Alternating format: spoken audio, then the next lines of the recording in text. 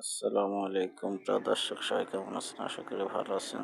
তো এখন বিকালের টাইম, আসরের নামাজ পড়ে বাসা থেকে বাইরে এলাম, মসজিদে যাব ইফতারি করার জন্য। তো এটা আমার মাজরাটা অনেক বড়, কমপক্ষে না হলেও 1-1.5 বিঘি সম্পত্তি এখানে আছে। তো দেখতে পাচ্ছেন চারি সাইডে খেজুর বাগান, মাঝখান দিয়ে রাস্তা। আমি এখানে থাকি। খেজুর গাছগুলো আছে আরবিয়ান খেজুর, যেগুলো হয় এগুলো আসলে আরবিয়ান খেজুর। দেখতে পাচ্ছেন কত সুন্দর খেজুর গাছগুলো, ছোট ছোট। আর এটা কিন্তু বাঁশই, যার বলে মই।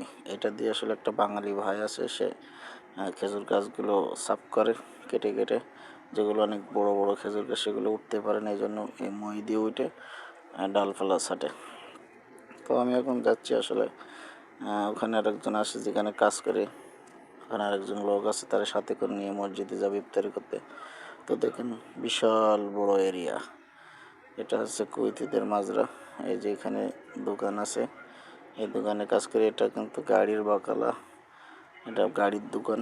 এই গাড়ির দোকানে কাজ করি আমরা দুইজন আছে। এটা হচ্ছে গোডাউন, এখানে মাল সামা রাখা হয়। আর এখানে এই যে গাড়ির বাকালা, এটা হচ্ছে গাড়ির হোটেল, এটা বলে মাতাম। এই মাতামে আমি কাজ করি, নাইট ডিউটি চলে। সাইড দিয়ে মেন রোড আছে, মেন রোডে সবসময় গাড়ি চলাচল করে। আমি রাত্রে ডিউটি করি। এখন যেহেতু রমজান মাস, এর জন্য দোকান বন্ধ। তারাবির পরে এসে দোকান খুলবো আর কি, যদি ভালো লাগে। এখন রমজান মাসের সময় কাস্টমার নাই, দিনে মানে দোকান বন্ধ থাকে। এটা হোটেল। আর এটা হচ্ছে মাতাম। এই মাতাম খোলা রাখা হয়েছে এখন রমজানের সময়। পানি টানি বিক্রি হয়, অনেক কিছু লাগে, এই জন্য এই দোকান থেকে সব নিয়ে যায়। এটা আমাদের ঘর জামাই, এখানে কাজ করে। আমরা একসাথেই থাকি, সবসময় এখানে কাজ করি। বাইরেরা দেখাই একেবারে রোডের সাথেই, গাড়ি আসে সবসময়, সেখানে দাঁড়িয়ে। এখন দোকান বন্ধ করে দিয়ে দিছি, মসজিদে চলে যাবো ইফতারি করার জন্য। গাড়ির অপেক্ষায় আছি।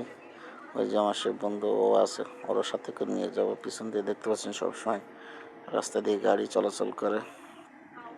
খুবই আশ্চর্যের বিষয়, রাস্তার সাইডে যে গাছগুলো আমি দেখলাম, গাছগুলো আমাদের বাংলাদেশের শস্য গাছের মতন। আমার মতন প্রথম দেখাতেও আপনারা সবাই ভুল ভাববেন, যে সবাই মনে করবেন আসলে এটা শস্য ফল, কিন্তু এটা শস্য গাছ না। এটা রাস্তার সাইডে এমনি এই গাছগুলো হয়েছে, এটা কেউ লাগানো হয় না এখানে। এই গাছগুলো এমনিতেই হয়েছে। পরে আমি ভাবলাম যে না, একটু ভালো করে ক্লিয়ার হয়নি। পরে একটা ফল ছিঁড়ে দেখি যে আসলে এর ভিতরে ছোটো ছোটো যে দানাগুলো আছে, এগুলো শস্য দানার মতন, কিন্তু আসলে এটা মূলত শস্য গাছ না, এগুলো এমনিতেই হয়েছে। আমার এই ভিডিওটা যদি আপনাদের কাছে ভালো লেগে থাকে, অবশ্যই একটা লাইক, শেয়ার, কমেন্ট করে পাশে থাকবেন এবং আইডিটা ফলো করে দিয়ে